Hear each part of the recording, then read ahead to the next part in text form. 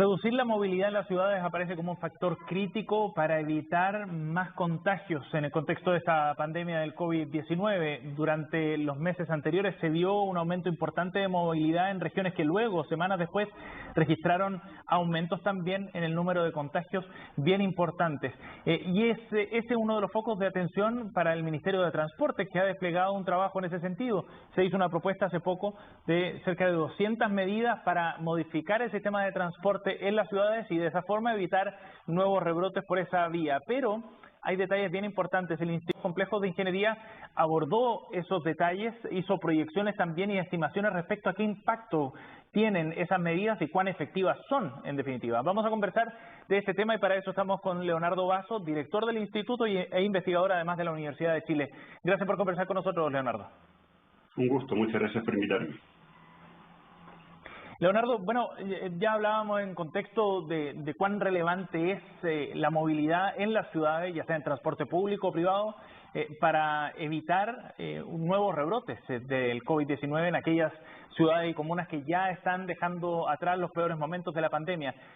¿Cómo abordar el tema del transporte? ¿De qué manera abordar este tema para evitar así nuevos focos en este punto en particular, entendiendo que muchas comunas van a empezar a volver a una nueva normalidad, podríamos llamarlo? Yo considero que hay dos elementos a considerar iniciales que hay que tener bien claro. En el instituto y en conjunto con Entel, una alianza que nos ha permitido estudiar movilidad, hemos detectado lo siguiente. La movilidad en ninguna parte de Chile disminuyó más de un 35%. Es decir, los desplazamientos bajaron 3 o 4 de 10 cada semana, a pesar de que la autoridad esperaba una baja de 50%. Todos esperábamos una baja en movilidad mucho mayor. Sí. Esa baja en movilidad no ocurrió. Lo segundo es que las cuarentenas totales, por contraposición a las cuarentenas voluntarias, lograban bajar la movilidad en cerca de 10 puntos. Esos 10 puntos de baja en movilidad permitieron bajar los contagios, es lo que observó todo el mundo, 20% de rebaja de contagios semanales. Sí. El otro elemento a considerar es que en las últimas semanas todo Chile venía desconfinándose a pesar de estar en cuarentena. Si uno observa las últimas 4 semanas anteriores al paso 2, todas las comunas venían sostenidamente aumentando su movilidad, llegando incluso a los niveles de la cuarentena voluntaria de fines de marzo. Es decir, estábamos frente a un desconfinamiento en los hechos. Ya estaba en marcha el proceso. Claro, efectivamente. Ahora, una gran pregunta es la pregunta del transporte público. Nosotros recibimos de la autoridad 3 ideas centrales. Una es lavado de manos, segundo, uso de mascarilla y tercero, distanciamiento físico. La sugerencia es mantenga 1 metro, ¿cierto? En las ferias libres, al espacio público, mantenga 1 metro de distancia.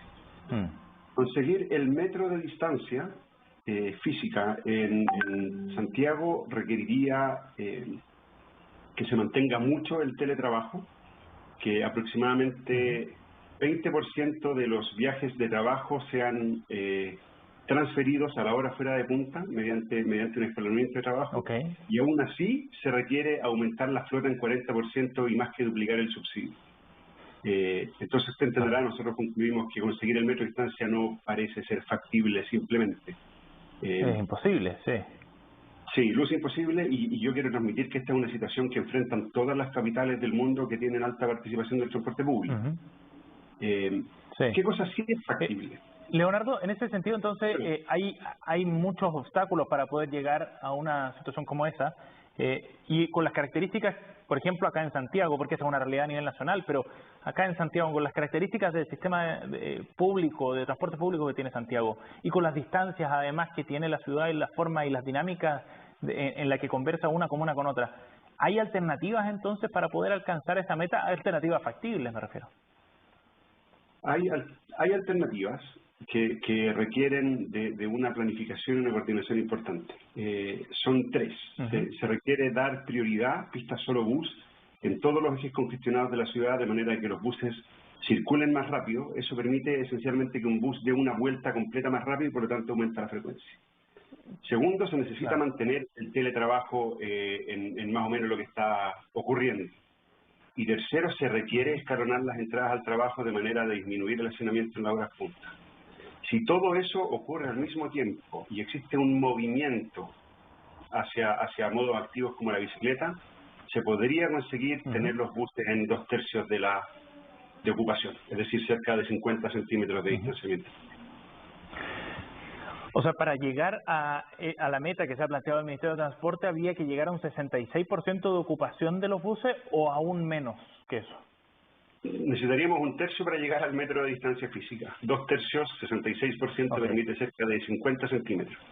Pero lo que es importante es que se requieren todas las otras medidas. Se requieren las pistas solo bus, se requiere mantener el teletrabajo y se requiere escalonar las horas de entrada. Y eso, Leonardo, y eso se necesita hacer de manera coordinada, me imagino. O sea, no vale una medida aislada por su cuenta, ¿no? Sino que tiene que ver con aplicar todas estas medidas al mismo tiempo.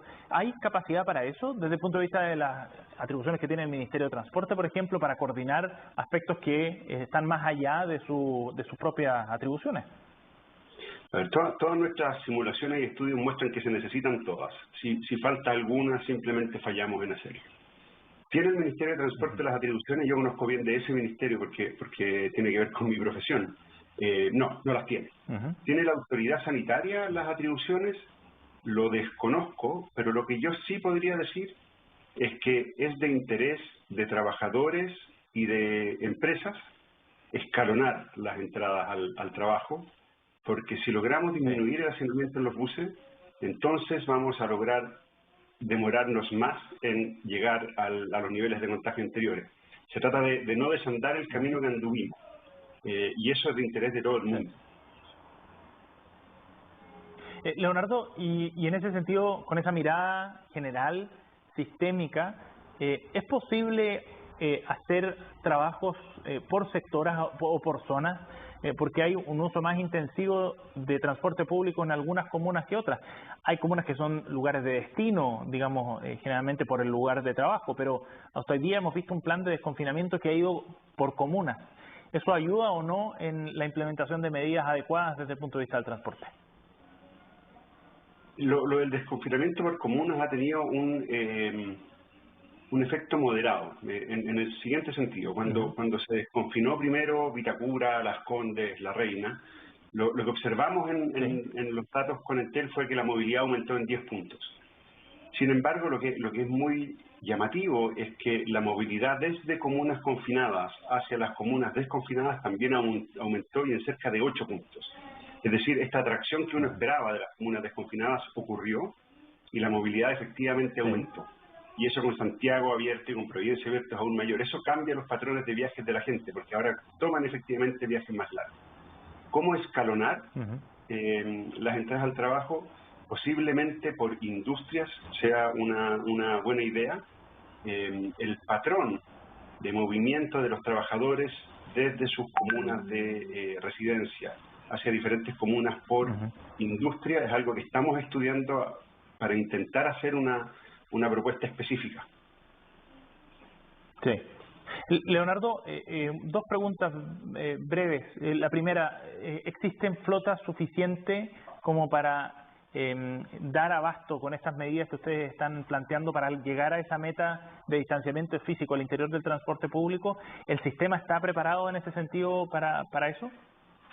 Nuestro cálculo es que si se toman todas las medidas simultáneamente y de forma planificada y complementaria, podríamos alcanzarlo con la flota que tenemos. Si falta alguna, se requiere aumentar la flota, cosa que es bastante complicado, ¿cierto? Porque esos buses simplemente no están en este instante en el país.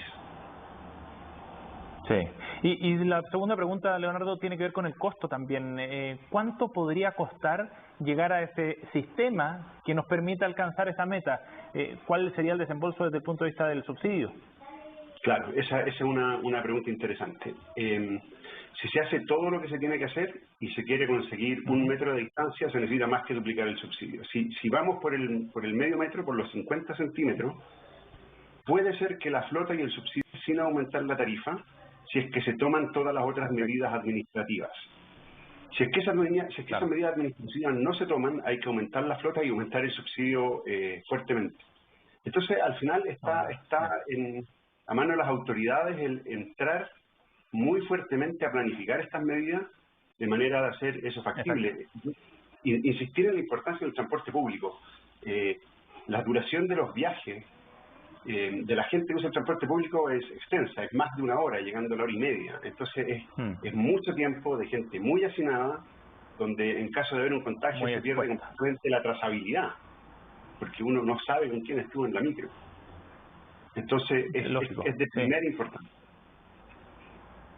Leonardo, y por último, ¿qué rol juega acá la bicicleta? Se ha puesto mucho énfasis en eso, en cómo ha aumentado también el uso de la bicicleta en los últimos meses, pero es una realidad para algunas comunas y algunos sectores, no para toda la población. ¿Qué rol tendría en un plan como ese entonces? Ciertamente, aquí todo poquito ayuda, sin ninguna duda. Pero es más o menos claro, bastante claro la verdad, que la mayor parte de los viajes en transporte público son de muy larga distancia, donde la bicicleta comienza a ser menos competitiva. Es además hecho por gente de estratos socioeconómicos más bajos, que son además los que menos pueden teletrabajar. Las circunstancias son súper complicadas, de eso no hay duda. Sin duda.